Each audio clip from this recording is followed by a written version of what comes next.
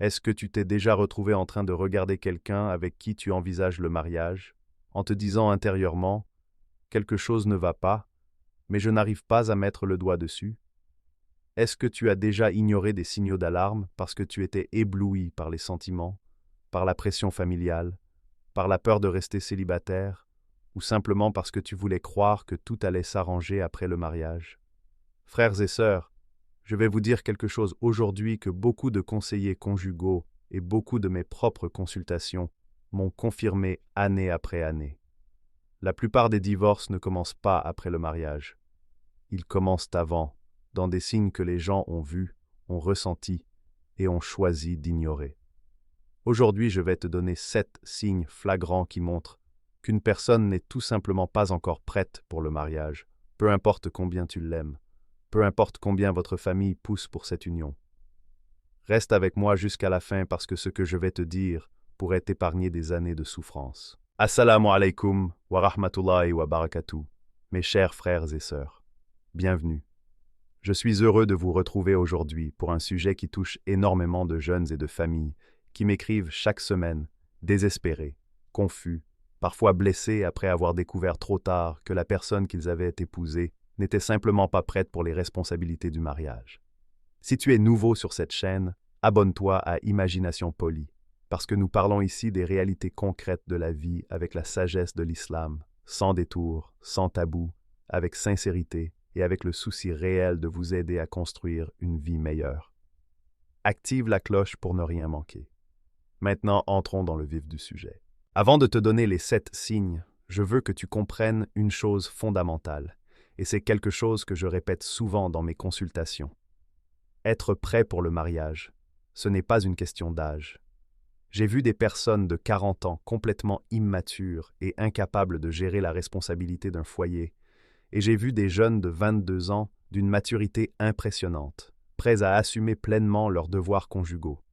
Ce n'est pas non plus uniquement une question de revenus, même si la stabilité financière a son importance que nous aborderons. Ce n'est pas une question d'avoir trouvé un appartement, d'avoir un certain statut social, ou d'avoir atteint un certain âge que la société considère comme acceptable. Être prêt pour le mariage, c'est avant tout une question de maturité intérieure, de stabilité émotionnelle et de compréhension réelle de ce que représente cette responsabilité sacrée devant Allah. Le prophète paix et salut sur lui a parlé du mariage comme de la moitié de la religion, dans un hadith rapporté par Al-Bayhaqi, mais il a aussi insisté constamment, à travers ses enseignements et son propre exemple, sur la préparation, sur la capacité et sur la responsabilité avant de s'engager. Allah dit, dans le Coran, de ne pas confier les biens à ceux qui ne sont pas encore mûrs pour les gérer. Et de la même façon, le mariage, qui est une responsabilité bien plus précieuse que n'importe quel bien matériel, exige une véritable maturité avant de s'y engager. Alors voici les 7 signes que tu dois absolument observer, avec attention, avec honnêteté, et sans te laisser aveugler par tes émotions. Le deuxième signe, c'est l'absence totale d'autonomie et de responsabilité personnelle. Et je parle ici de quelqu'un qui, à l'âge adulte, n'a jamais appris à gérer sa propre vie. Quelqu'un qui dépend entièrement de ses parents pour les décisions importantes, pour la gestion de l'argent, pour les tâches quotidiennes de la vie, même les plus basiques comme cuisiner pour soi-même ou organiser son emploi du temps. Je ne parle pas du respect des parents, qui est absolument essentiel et que l'islam exige de nous avec insistance. Allah place le respect des parents juste après l'adoration exclusive d'Allah lui-même dans plusieurs versets du Coran. Je parle d'une incapacité fonctionnelle à prendre des décisions et des responsabilités par soi-même. Une personne qui n'a jamais géré son propre budget, qui n'a jamais pris une décision importante sans que quelqu'un d'autre décide à sa place, qui n'a jamais assumé les conséquences de ses propres choix, cette personne va se retrouver complètement dépassée par les responsabilités du mariage. Et je vois souvent ce schéma se manifester d'une façon particulière après le mariage. La personne continue à se référer constamment à ses parents pour chaque décision du foyer, créant ainsi des tensions immenses avec son conjoint qui se sent exclu des décisions de sa propre maison. Le mariage exige 2 adultes capables de prendre des décisions ensemble, de gérer un foyer, de faire face aux défis de la vie avec maturité, en tant qu'unité autonome tout en honorant et respectant leurs parents respectifs. Si l'un des deux n'a jamais développé cette autonomie fonctionnelle, le fardeau va reposer entièrement sur l'autre et ça crée un déséquilibre épuisant et insoutenable sur le long terme. Le troisième signe, c'est l'incapacité à s'excuser ou à reconnaître ses torts. Et celui-là, frères et sœurs, est l'un des plus dangereux parce qu'il prédit directement la façon dont les conflits vont être gérés dans le mariage. Et chaque mariage, même le plus béni et le plus harmonieux, connaît des conflits. Observe comment cette personne réagit quand elle a clairement tort dans une situation. Est-ce qu'elle reconnaît son erreur? Est-ce qu'elle s'excuse sincèrement, avec des mots clairs, sans minimiser ni justifier excessivement son comportement?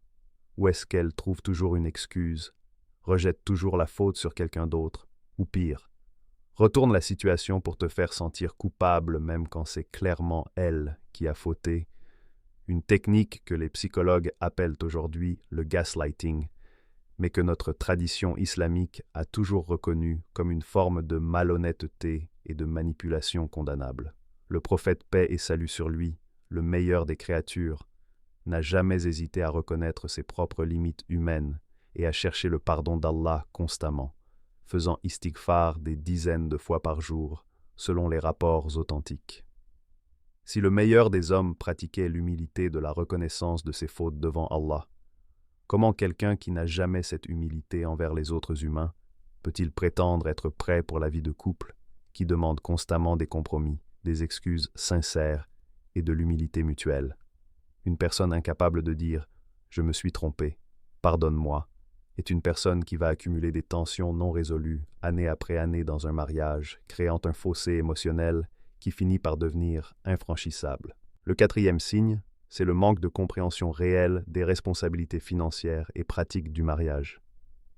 Je rencontre beaucoup de jeunes hommes qui veulent se marier, mais qui n'ont aucune idée concrète de combien coûte la vie, qui n'ont jamais établi un budget, qui dépensent de sans compter dès qu'ils ont de l'argent en poche, et qui pensent vaguement que tout va s'arranger une fois mariés parce qu'Allah pourvoira.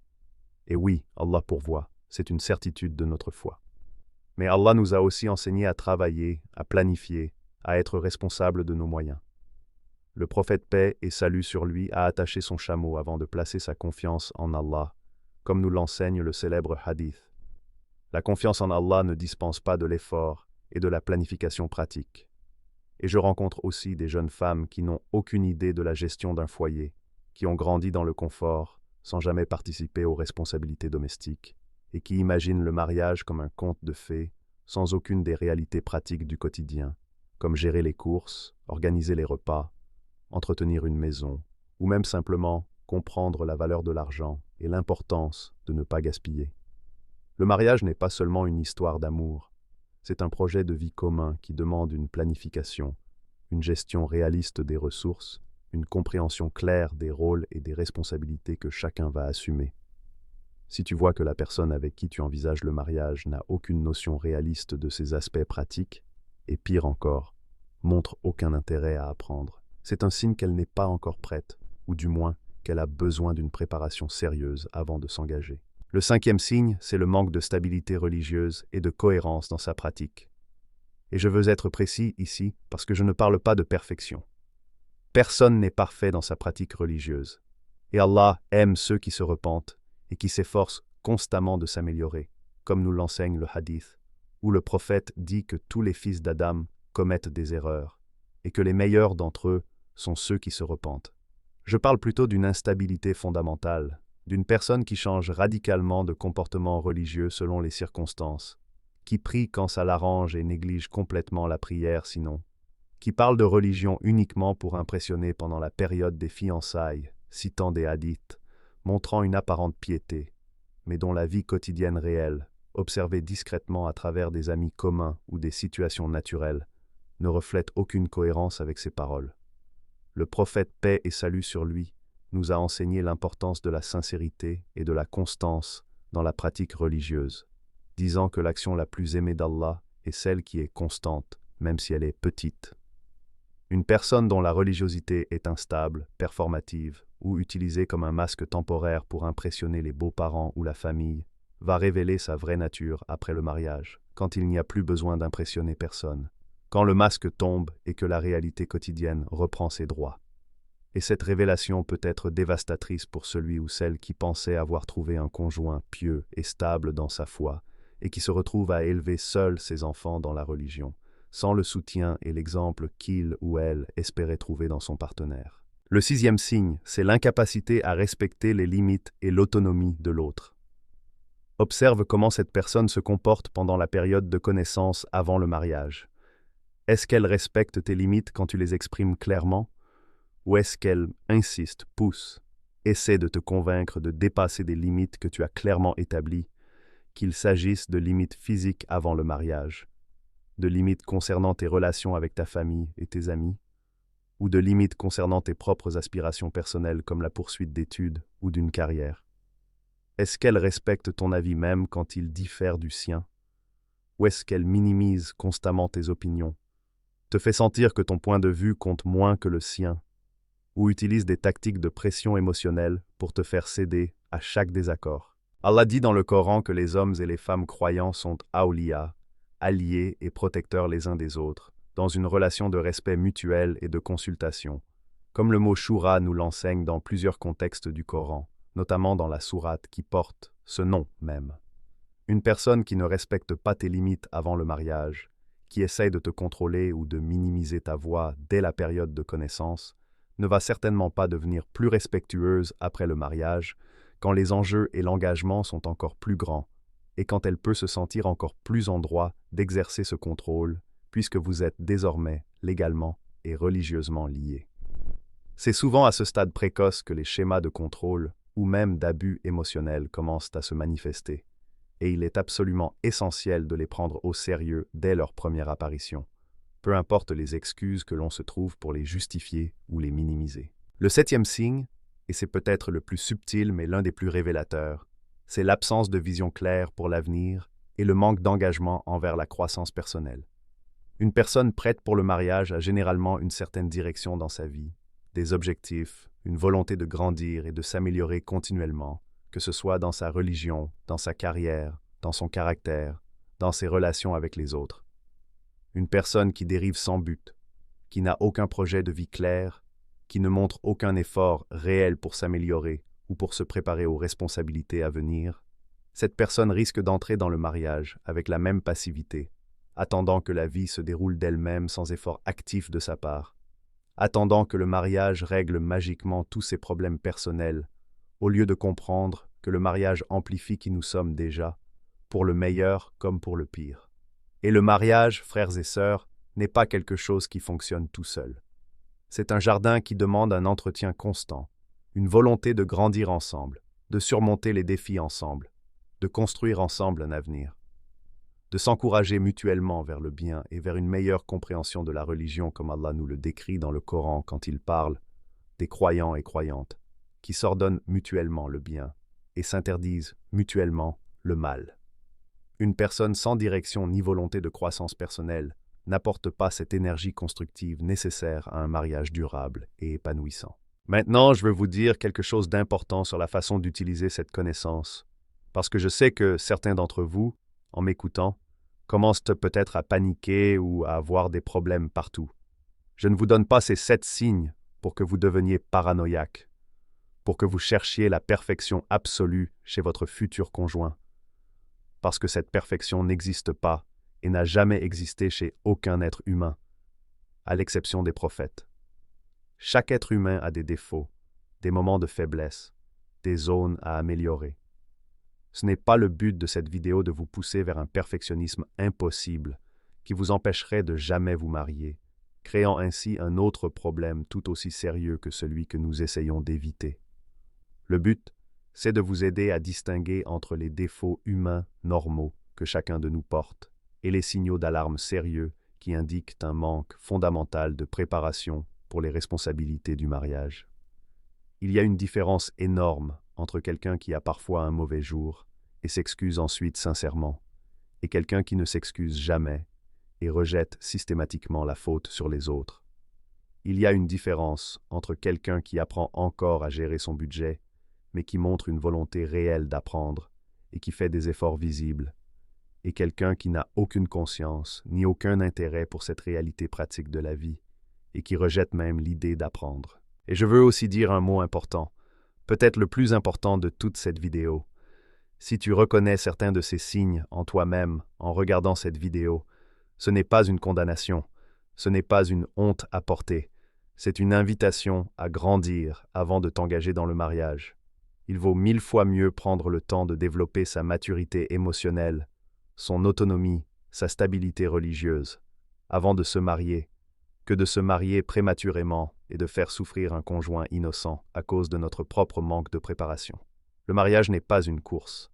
Ce n'est pas une compétition pour voir qui se marie le plus jeune ou le plus vite, malgré ce que peut suggérer la pression sociale dans certaines de nos communautés. C'est un engagement sacré devant Allah qui mérite d'être abordé avec sérieux et avec une véritable préparation intérieure. Et si tu te reconnais dans certains de ces signes, commence aujourd'hui même un travail sur toi-même. Cherche peut-être un accompagnement. Parle avec des gens de confiance et de sagesse. Travaille sur ta gestion émotionnelle. Développe ton autonomie. Approfondis ta pratique religieuse avec sincérité. Allah aime ceux qui s'efforcent sincèrement de s'améliorer, et ce travail sur toi-même est lui-même une forme d'adoration et une préparation noble pour le mariage que tu espères construire un jour. Je veux aussi m'adresser un instant aux parents qui regardent cette vidéo, parce que vous avez un rôle absolument crucial dans tout ceci. Si vous observez certains de ces signes chez votre fils ou votre fille en âge de se marier, ne les ignorez pas par simple désir de les voir mariés rapidement. La pression sociale pour marier les enfants rapidement, surtout dans certaines de nos communautés où le célibat prolongé est mal vu, pousse parfois les familles à fermer les yeux sur des signaux d'alarme évidents, simplement parce que le candidat ou la candidate coche d'autres cases. Bonne famille, statut social, apparence physique, niveau d'études. Mais ces critères superficiels ne garantissent absolument pas un mariage heureux et durable si les fondations de maturité et de stabilité émotionnelle font défaut. Investissez plutôt dans la préparation de vos enfants pour le mariage, dès leur adolescence si possible. Parlez-leur ouvertement des responsabilités réelles qui les attendent, sans tabou et sans gêne excessive. Aidez-les à développer leur autonomie en leur confiant progressivement des responsabilités réelles. Apprenez-leur la gestion émotionnelle par votre propre exemple à la maison. Donnez-leur une compréhension pratique de la vie en les impliquant dans les tâches du foyer. Tout ceci avant de simplement les pousser vers l'autel du mariage dès qu'une opportunité se présente. Et je veux ajouter une dernière réflexion avant de conclure, parce que je pense qu'elle est essentielle. Cette préparation au mariage, ces 7 qualités de maturité que nous avons examinées aujourd'hui, ce sont aussi des choses que toi, en tant qu'individu cherchant le mariage, tu dois développer en toi-même, pas seulement chercher chez l'autre. Souvent nous regardons cette liste et nous l'utilisons uniquement comme un outil pour juger les autres, pour évaluer les candidats potentiels au mariage. Mais la vraie sagesse, c'est de l'utiliser aussi comme un miroir. Est-ce que je gère bien ma colère? Est-ce que j'ai développé mon autonomie? Est-ce que je sais m'excuser sincèrement? Est-ce que je comprends les réalités pratiques de la vie? Est-ce que ma pratique religieuse est stable et cohérente, pas seulement performative? Est-ce que je respecte les limites des autres? Est-ce que j'ai une direction claire dans ma vie et une volonté de grandir? Si tu veux attirer un conjoint mature et prêt pour le mariage, la première étape est de devenir toi-même cette personne mature et prête. Allah dit dans le Coran que les femmes vertueuses sont pour les hommes vertueux et les hommes vertueux sont pour les femmes vertueuses. Travaille sur toi-même et Inch'Allah, Allah te facilitera la rencontre avec quelqu'un qui reflète ce travail intérieur que tu auras accompli. Alors, résumons ce que nous avons appris aujourd'hui, mes chers frères et sœurs. Les 7 signes flagrants qu'une personne n'est pas encore prête pour le mariage sont les suivants. Premièrement, l'incapacité à gérer ses émotions et sa colère de manière mature et constructive. Deuxièmement, l'absence d'autonomie et de responsabilité personnelle dans la vie quotidienne, avec une dépendance excessive envers les parents pour les décisions de base. Troisièmement, l'incapacité à reconnaître ses torts et à s'excuser sincèrement quand on a clairement fauté. Quatrièmement, le manque de compréhension réaliste des responsabilités financières et pratiques que demande la gestion d'un foyer. Cinquièmement, l'instabilité et l'incohérence dans la pratique religieuse, particulièrement quand la piété semble performative plutôt qu'authentique. Sixièmement, l'incapacité à respecter les limites et l'autonomie de l'autre personne, un signe précoce de comportement de contrôle potentiellement dangereux. Et septièmement, l'absence de vision claire pour l'avenir et de volonté de croissance personnelle continue, signe d'une passivité qui se prolongera dans le mariage. La réponse à notre question du début est maintenant claire et complète. Pourquoi la plupart des divorces commencent en réalité avant le mariage et non après? Parce que les signaux étaient déjà là, visibles, présents, mais ignorés, minimisés ou excusés par amour, par pression sociale, par peur de rester célibataire, ou simplement par optimisme naïf que tout s'arrangerait avec le temps. Et maintenant, frères et sœurs, vous avez les outils pour reconnaître ces signaux avant qu'il ne soit trop tard. Vous avez la sagesse pour distinguer entre des défauts humains normaux que chacun porte et avec lesquels nous devons apprendre la patience et la miséricorde mutuelle, et des signaux d'alarme sérieux qui méritent une vraie réflexion avant de s'engager dans cette responsabilité sacrée qu'est le mariage. Et vous avez aussi, je l'espère, une invitation à utiliser cette même liste comme un miroir pour votre propre préparation personnelle. Qu'Allah vous accorde la sagesse de bien choisir, la patience d'attendre la bonne personne plutôt que de précipiter une mauvaise décision par peur ou par pression, et la force de travailler sur vous-même pour devenir le meilleur conjoint possible pour celui ou celle qu'Allah vous destinera dans sa sagesse parfaite. Qu'il facilite le mariage à tous ceux qui le cherchent sincèrement, et qu'il les guide vers des unions bénies, stables et remplies de sakina, de tranquillité et de rahma, de miséricorde. Merci infiniment d'avoir regardé cette vidéo jusqu'au bout.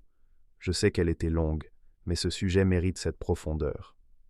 Si elle vous a aidé à voir plus clairement votre propre situation ou celle d'un proche, partagez-la, car cela pourrait épargner à quelqu'un des années de souffrance inutiles.